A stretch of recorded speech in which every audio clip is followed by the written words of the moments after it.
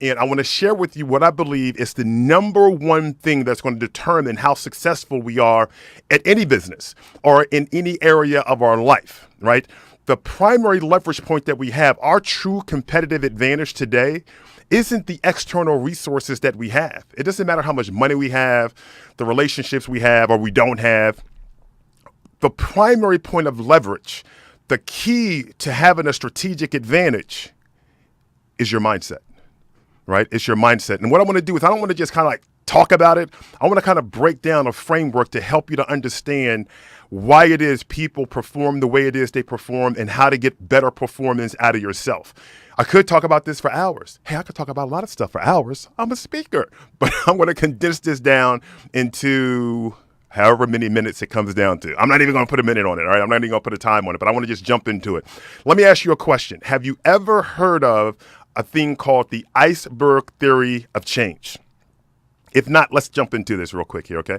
Give me a moment. So here it is, okay? Let's just say this right here is our iceberg. For this purposes, is an iceberg.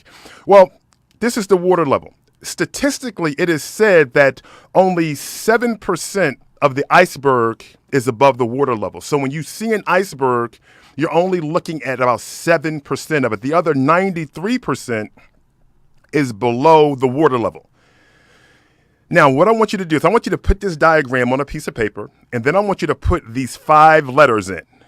I, T, J, A, R. It spells it jar.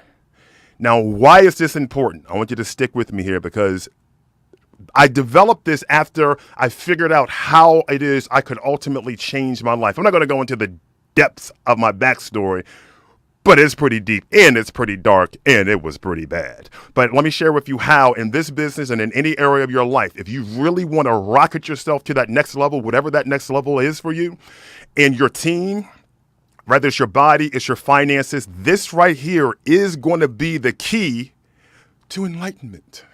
It's going to be the key that you can actually use to unlock the better parts of yourself. All right. So here's the thing. Let's look at the top part, right? That 7%, the R. What does that represent? That represents our results, right? Now, here's the thing. You walk around and you look at someone, you see their results. You can't really hide your results. See, you can tell what a person really believes by looking at their results because we live what we truly believe.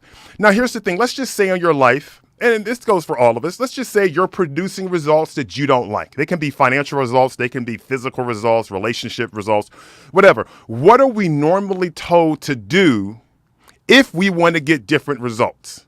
We're supposed to take what? Different actions. So when you get to the A, that is your actions.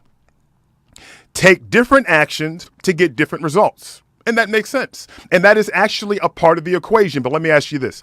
Have you ever taken actions before to get different results, but for some reason, at some point in time, you started to fall back off of the new actions and go back to the old actions? And thus, if you were getting any new results, those results were temporary, right? Those results were temporary.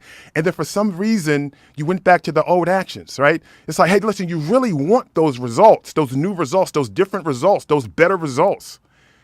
But for some reason, the required actions, it's like a struggle, right? And they don't seem to stick. Why is that? Why is it we seem to try to be using willpower, as much willpower as possible, to will ourselves into these new actions so that we can produce these new results? And it seems to be a perpetual struggle. So what happens is we have these starts and stops, We start something that excites us because it's new, and we start to try to do these new actions. And regardless of how hard we try, we tend to fall back to the old actions. And we never really produce, at least not long-term, those new results. Why is that the case? It's because we're trying to deal with change on a shallow level. See, if you look at the water level and you look at the results, actions are just below the water level. So there has to be something deeper that we're not paying attention to that is preventing us from keeping and sustaining the kind of results, the kind of actions that will produce the results that we say that we really want. And here's where it happens. we have to go down to I. I, and this is critically important, I is your identity. It's how you see yourself. And here's the trigger right here. Here's the thing that changes everything. You will never consistently do anything that is inconsistent with how you see yourself. You may want to write that one down. Boom. Can you hear the thundering? Can you see the lightning? Think about this. You will never consistently do action-wise anything that is inconsistent with how you see yourself from an identity standpoint. See, if you see yourself as broke, you'll never take rich actions consistently. If you see yourself as fat, you'll never take healthy or fit actions consistently. Because the identity that we have is the lens through which we process the entire world. We see everything through that lens. Oh, you know how we say, oh, I'm not that type of person. Oh, I'm an introvert. I'm an extrovert. Oh, we see those are all labels and identity statements. I am is an identity statement. I am shy. Oh, I am not this, or I am this type of person. Oh, I'm not a salesperson, or I am not those are all identity statements that we are using as self-labels. See, you weren't born into this world with any labels on you. We started to collect these different labels from our environment, from television, from those people that nurtured us when we were growing up. We labeled ourselves based off of past learning experiences that we called failures, right? So what happens is who you are today is a sculpture of all these different labels that you placed on yourself.